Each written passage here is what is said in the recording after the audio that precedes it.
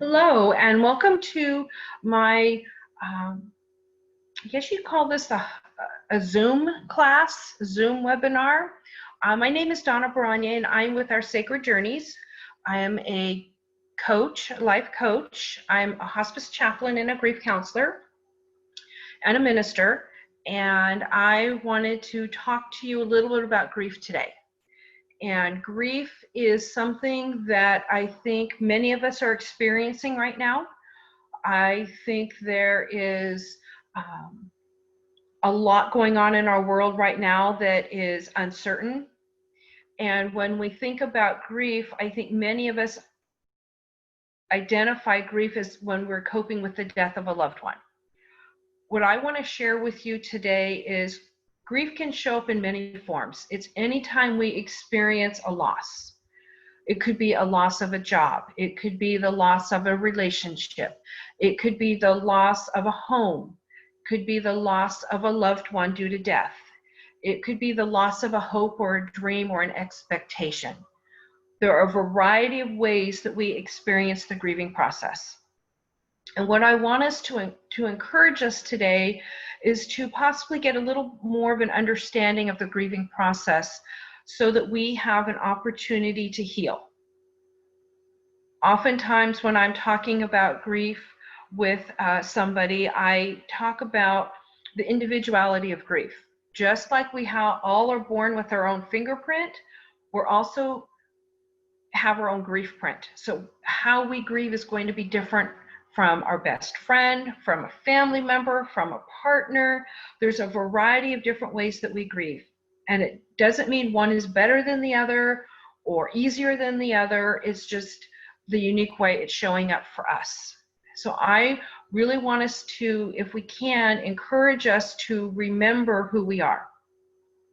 That we are a spiritual being having a human experience. And during this human experience, we experience loss. I feel there's times where I wouldn't understand the joy of love if I hadn't experienced loss.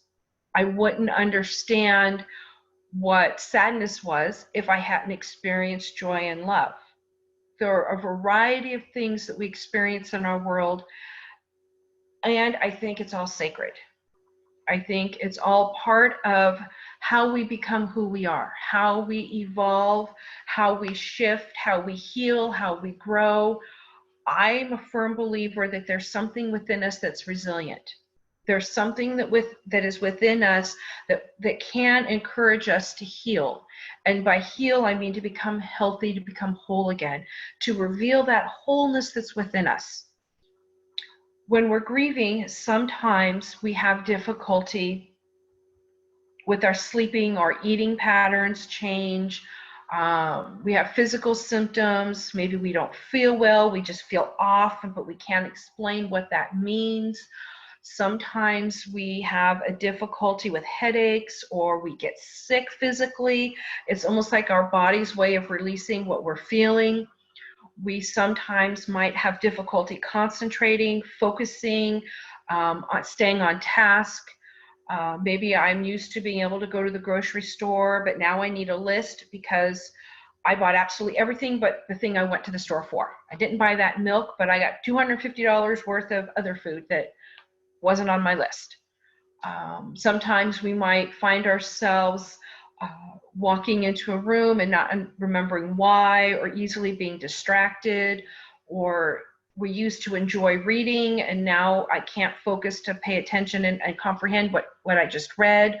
Or I used to always like being part of an activity, even if it's on Zoom now because of everything that's happening. And everything we're walking through right now in our world is also a sense of loss. Our world, the world as we know it, isn't the same. And it may never be the same.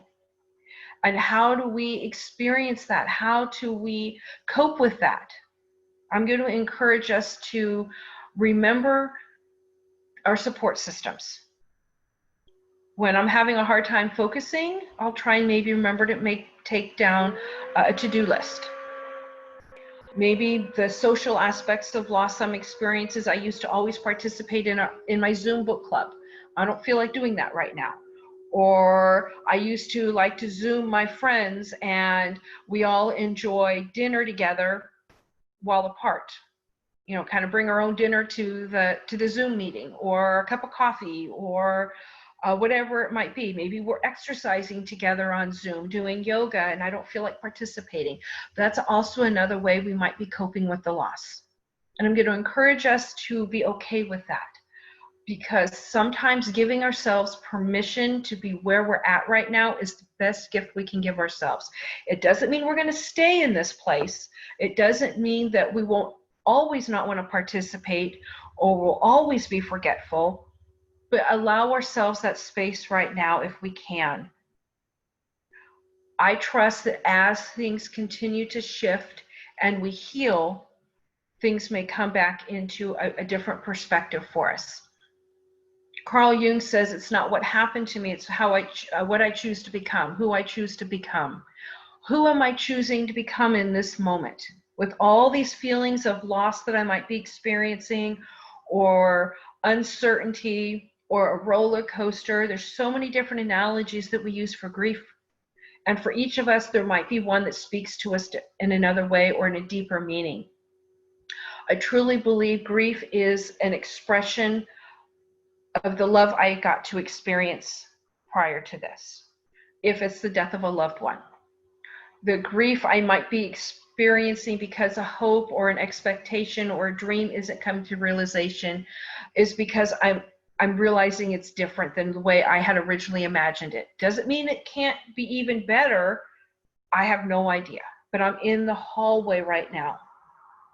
There's an opportunity for us to slow down, maybe take a time out, maybe realize there's other boundaries we want to set. Maybe there's a new game plan that's coming forth that wants to be birthed through us. Maybe we're being held in a safe space, kind of like the caterpillar becoming the butterfly, where all of its needs are met in that cocoon, and it has no idea it's being transformed into the graceful butterfly. We have no idea how we're being transformed when we're in that space sometimes. And yet I trust and know that as we continue to walk through this journey, because it takes action steps, it's not the time, it's what we do with the time, as far as I feel, that it's that opportunity for us to dig deeper into that love, that of who we are.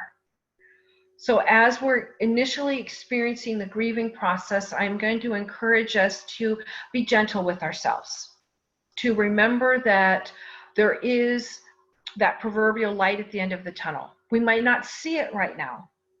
We might not realize it's there, but I trust that it is.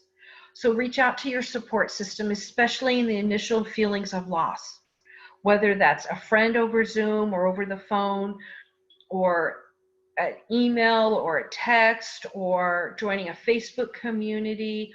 Whatever it is that you feel called to do, reach out.